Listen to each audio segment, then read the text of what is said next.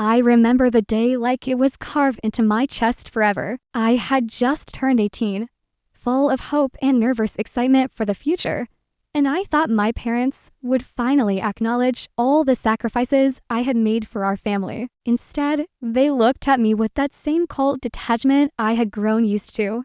Only this time it cut deeper. My father cleared his throat and said, "It's time for you to leave. Your sister's future depends on it." My mother nodded, her lips tight, as refusing to meet mine. I couldn't even speak. My heart pounded, my stomach twisted, and all the words I wanted to scream clung to my throat. I had always believed family meant protection, love, and support. Yet here I was, shoved into a harsh world with nothing but a backpack and my own confusion. They treated it like a simple transaction, as if my dreams, my youth, and my presence were expendable, all for the golden child. I tried to argue, tried to plead, but every sentence died before it reached them. Their minds were made up. I felt the humiliation in the way my neighbors and friends would soon whisper, in the way my sister would never apologize or look back. And as the door shut behind me, the finality hit me. I had been cast out, not for mistakes I made, but for someone else's supposed promise of greatness. The betrayal stung worse than any insult, deeper than any physical wound. I walked away numb, wondering if love had ever truly existed in that house. And yet, even in that moment, a small ember of something stubborn burned inside me, a flicker of defiance that whispered I wouldn't stay broken forever. The first few months after I was thrown out felt like wandering through a world that had no place for me. I slept wherever I could, friends' couches, the corner of a cheap hostel, even the back of a library when I had nowhere else to go. Every day was a cycle of rejection, job applications ignored, interviews that ended before they began, landlords shaking their heads at my empty references. The sting of being underestimated, dismissed, or pitied followed me everywhere. I remember the sharp ache of watching my peers laugh together in cafes while I counted coins for a sandwich, feeling completely invisible. Loneliness wrapped around me like a heavy coat I couldn't shed, and sometimes I cried in public just to release the tension, hoping no one would notice. Yet, beneath the despair, something quietly persisted. I began noticing patterns in people, learning how to read situations, understanding what employers wanted before they said it. I grew clever at stretching limited money, finding ways to survive that required both wit and patience. Every small victory, a shift at a diner that paid slightly more, a borrowed book that taught me something new, built an invisible scaffolding of resilience. Even amid humiliation and exhaustion, I clung to the idea that I could turn this forced independence into a foundation, not a prison. And though I felt abandoned, a small part of me thrived on the secret knowledge that I was learning lessons my golden sister might never have to face. Even as I struggled in the real world, memories of home haunted me relentlessly. I could still see those family dinners, the way my parents' eyes lit up for my sister while I sat quietly, invisible at the table. Every compliment, every proud smile seemed reserved for her alone. I remembered my father saying, "We have to make sure she has every opportunity we can give," and my mother adding, "Your sacrifices will be worth it someday."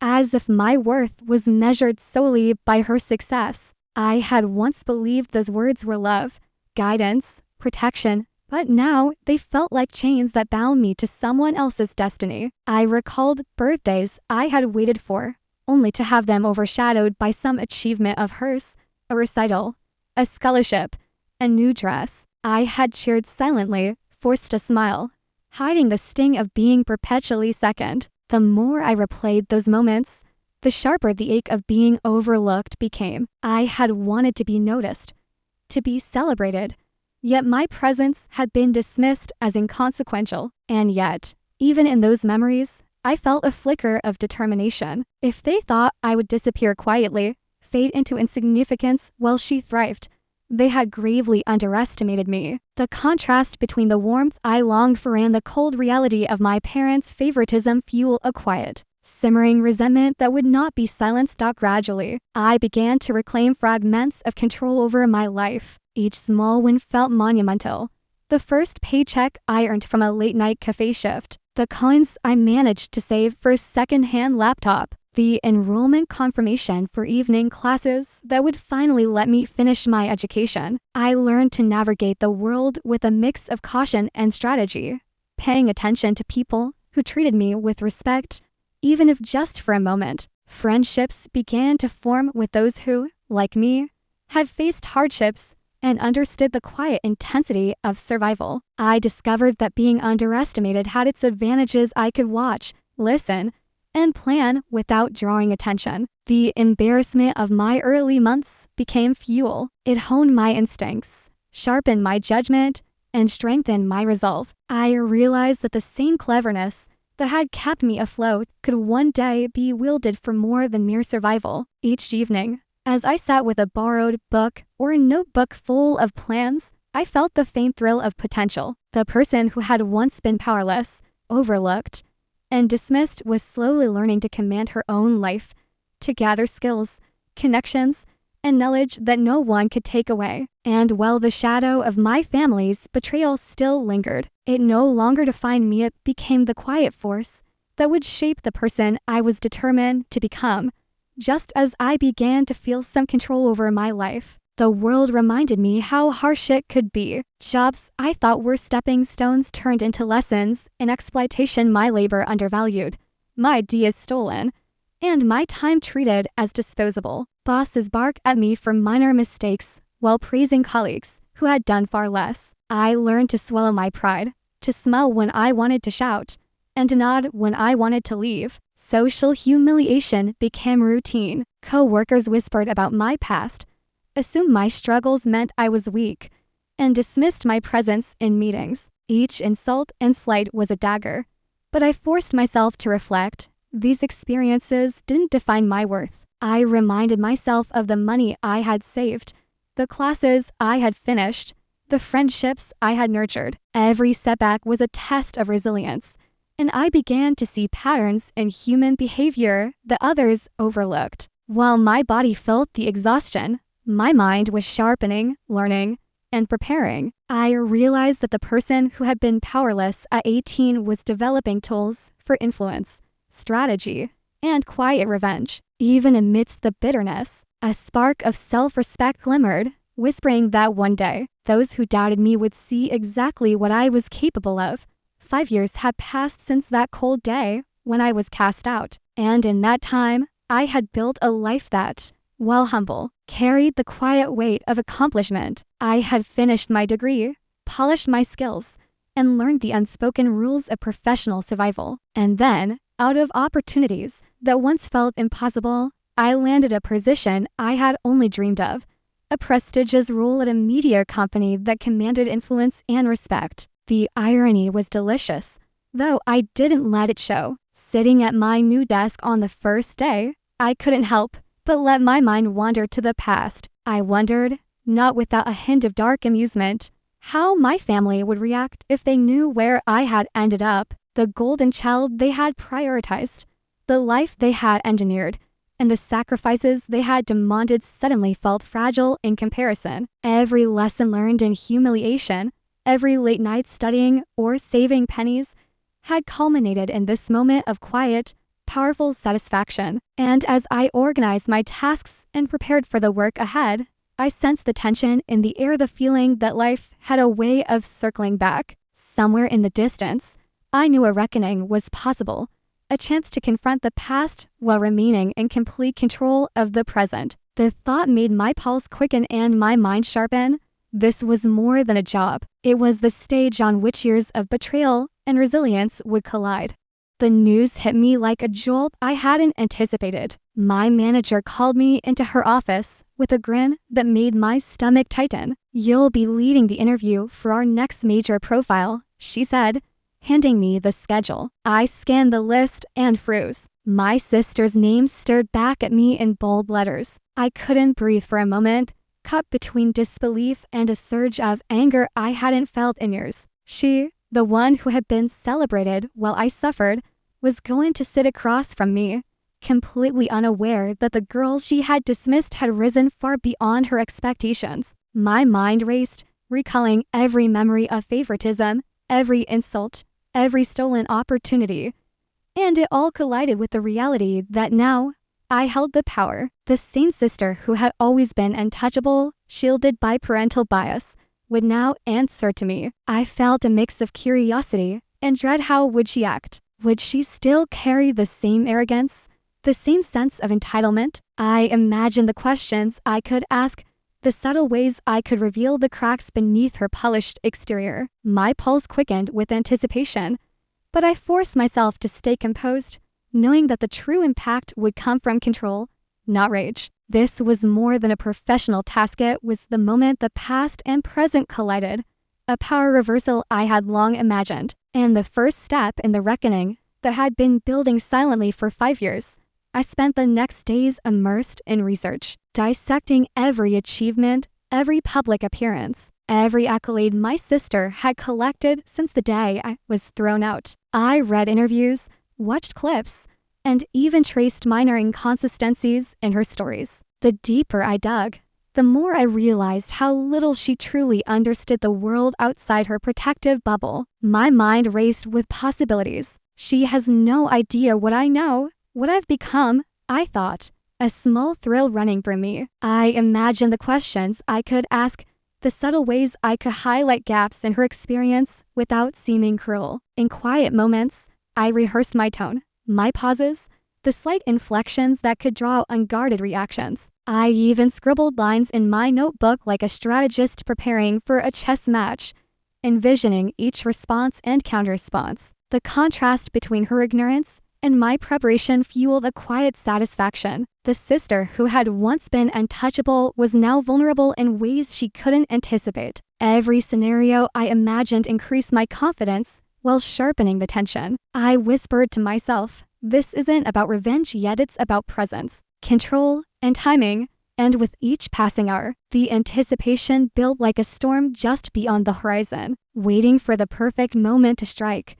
The day arrived, and I sat behind the polished desk, fingers lightly tapping the surface as my pulse thrummed beneath calm professionalism. The door opened, and she walked in, my sister radiating the same confidence and entitlement she had carried since childhood. She smiled politely, oblivious to who was greeting her, and I felt a flicker of satisfaction. Every instinct told me to savor the moment silently, to let her remain in blissful ignorance a little longer. I welcomed her warmly, keeping my tone measured, while my mind ran through the questions I had prepared. Each one was loaded, crafted to sound neutral yet designed to expose cracks in her armor. Can you tell me about the project you led last year? I began, my lips curling into the faintest, almost imperceptible smirk. She launched into her rehearsed answers, unaware of the subtle scrutiny behind my calm demeanor. I nodded thoughtfully, interjecting only occasionally with questions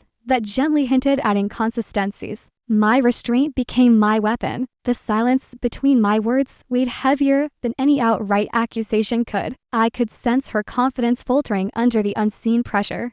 The realization that she wasn't in full control beginning to creep in. Every subtle jab, every carefully timed pause was a small reversal of power, a quiet humiliation disguised as professional curiosity. I leaned back, observing the shifting expressions, noting how easily the golden child could be unsettled when someone else held the narrative. The interview, outwardly polite, became a battlefield of wits, each exchange a delicate balance between propriety and the satisfaction of finally being seen as her equal or perhaps her superior. As the interview progressed, I began to steer the conversation with deliberate precision. The questions I asked were simple on the surface, but each one highlighted gaps in her preparation, exposed overconfidence, or hinted at decisions that weren't entirely ethical. I kept my tone calm, professional, almost neutral, but inside I was brimming with satisfaction. She faltered on answers she had assumed would be effortless, stumbled over details she thought she had mastered, and for the first time, her polished confidence cracked. I allowed moments of silence to stretch just long enough for discomfort to settle in, watching her shift uneasily in her seat. The contrast was delicious. The sister, who had always been untouchable, now squirmed subtly under the scrutiny of the person she had once dismissed. Every slip she made was a public, professional revelation, carefully measured to maintain my composure while allowing her vulnerability to surface. I noticed her eyes flicker, a brief panic hidden beneath forced smiles, and I knew the audience, both in the room and anyone watching later, would see the unraveling unfold. It was the first true moment where justice manifested not through confrontation, but through exposure. The humiliation was subtle but undeniable, a quiet reckoning that required no loud words, only the careful orchestration of truth. And as I observed the shift, I felt a deep, unspoken satisfaction.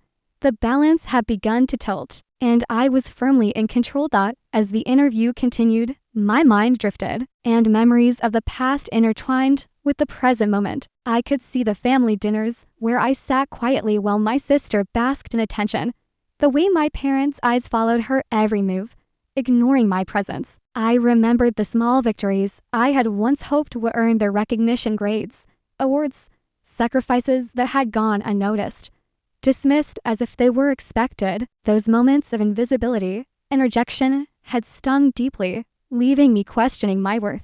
But now, sitting across from her, I felt the sharp contrast. The girl they had overlooked, the one who had been pushed aside and underestimated, was no longer weak or invisible. Every lesson learned, every hardship endured, had shaped a presence that was calm, commanding, and observant. The power dynamics had shifted entirely. Where once I had trembled in their shadow, now I held authority over the situation, my confidence rooted in years of struggle and resilience. The emotional weight of those memories made the moment sweeter, as the sister who had always been favored now had to navigate a conversation with someone she had once dismissed. The contrast between then and now was undeniable, a silent testament to growth, persistence, and the quiet triumph of ignorance over neglect. The final segment of the interview arrived, and I asked the last questions with measured precision, each one carefully designed to expose overconfidence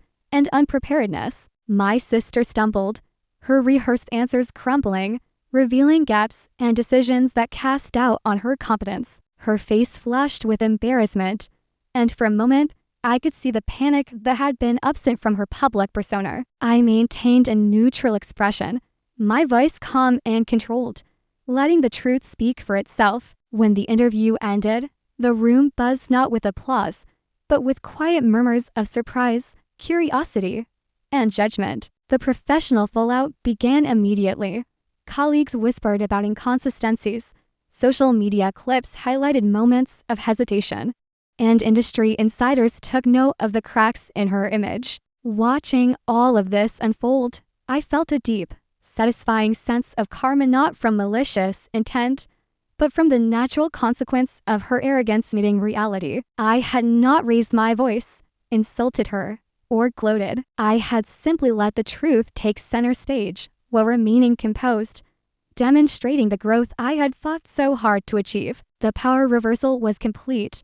The sister who had once been untouchable now faced public scrutiny, and I, the overlooked and discarded sibling, had risen to a place of quiet authority and respect. In that moment, the years of struggle, humiliation, and perseverance crystallized into validation, proof that resilience and intelligence could turn the tides of fate, and that justice, even subtle, could be profoundly satisfying.